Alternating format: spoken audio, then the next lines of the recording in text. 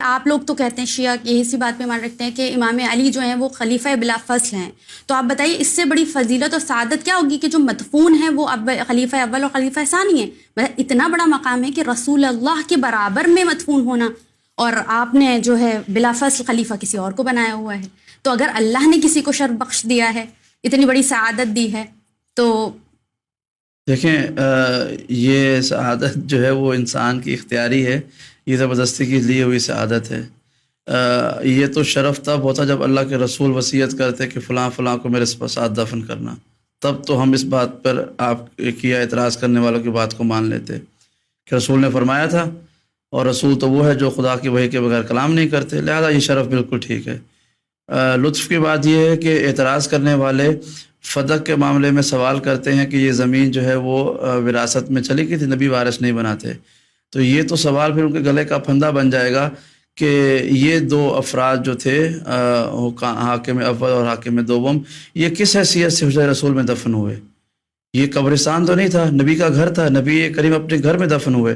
تو جواب یہ ملتا ہے ان دونوں کی جو دختر تھیں، بیٹیاں تھیں، وہ رسالت میں آپ کی ازواج تھیں، لہٰذا ازواج نے اپنے اپنے حق کی یا وراثت کی زمین میں اپنے والدین کو دفن کر دیا۔ یعنی کمال کی بات ہے، سیدہ کی باری میں نبی کی وراثت نہیں ہوتی ہے، بیوی کی باری وراثت بن جاتی ہے۔ تو یہ تو ان افراد کا دفن ہونا بھی نبی کے قریب جسٹیفائی نہیں کر سکتے شرعی طور پر۔ ہماری شریعت تو یہ کہتی ہے کہ اگر آپ جس کی زمین پہ کھڑے ہوں اگر وہ راضی نہ ہو تو آپ وہاں پر نماز نہیں پڑھ سکتے، ان کے پانی سے آپ وضو نہیں کر سکتے، اس پہ آپ چل نہیں سکتے اگر وہ زمین کا مالک راضی نہ ہو۔ تو ایک طرف تو یہ دعویٰ ہو گیا کہ یہ صدقہ ہے، سب زمین جو ہے وہ وراثتی صدقہ میں جاتی ہے۔ دوسری طرف یہ ہے کہ وہ شریعت کے جہاں پر بغیر اجازت کے وضو اور نماز بھی جائز نہیں ہو، حرام کہا گیا کہ حرام ہے۔ تو آپ کو پتہ ہے حرام کیا ہوتا ہے؟ شراب مثلا حرام ہے، قتل کرنا حرام ہے، بت پرستی حرام ہے، یہ ہیں چھوٹی چھوٹی حرام چیزیں۔ تو اسی طرح سے غصبی جگہ پر نماز پڑھنا یا غصبی جگہ پر سے پانی حاصل کرنا یہ بھی حرام ہے۔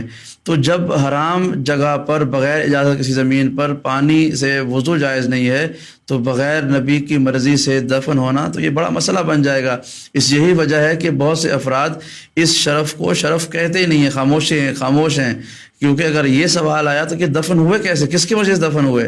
نبی نے تو نہیں کہا۔ اور یہ شرف بات دوبارہ جملہ سنیے گا کہ شرف تب ہوتا کہ اگر نبی نے کہا ہوتا میرے ساتھ دفن کرنا ان کو، یا اللہ کی وحی نازل ہوتی، ایسا کوئی حکم نہیں۔ یہ تو زبردستی کی بات ہے، جس طرح سے خلافت یا حکومت حاصل کرنا ایک زبردستی کی بات تھی، انہوں نے قبضہ کیا، حکومت حاصل کر لی، اسی طرح سے یہ زمین بھی حکومت میں تھے تو انہوں نے دفن ہو گئے۔ تو یہ کوئی شرف کی بات نہیں ہے۔ ضیاء الحق کی جو بچی ہوئی پسماندہ لاش تھی وہ فیصل مسجد میں دفن ہے اسلام آباد میں، زمین کے اللہ کے گھر میں دفن ہو گئے تو کوئی گناہ معاف ہو جائیں گے؟ ایسا نہیں ہوتا۔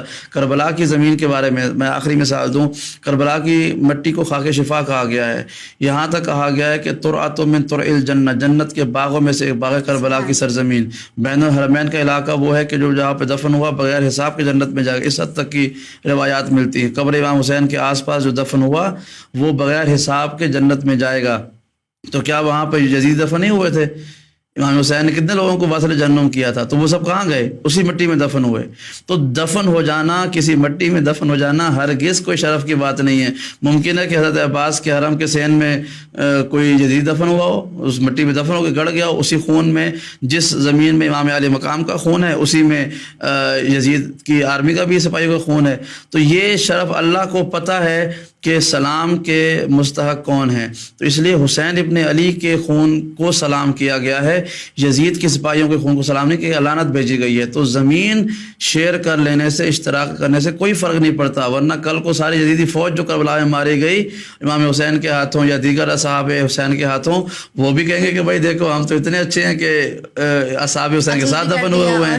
تو یہ زمین کچھ نہیں، زمین کے ساتھ دفن ہو جانا، زمین شیئر کر لینا، یہ کوئی پرابلم نہیں ہے۔ ہارون رشید قاتل امام موسیٰ کاظم، آپ کو پتہ ہے کہاں دفن ہے؟ حرم امام موسیٰ کاظم میں۔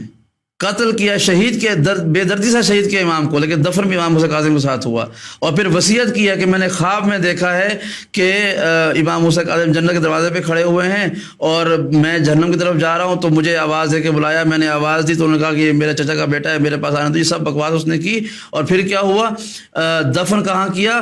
امام حسین کاظم کی قبر مبارک کے قریب ہی، قاتل ہو کر بھی. تو اس کا مطلب بخشا جائے گا؟ ایسی بات نہیں ہے. خدا دفن ہونے کی وجہ سے کسی کو شرف یا عذاب نہیں دیتا، بلکہ اس کا دار و مدار نام اعمال اور اس سے پہلے عقیدہ ہے کہ آپ کا عقیدہ اہل بیت کے بارے میں کیا ہے.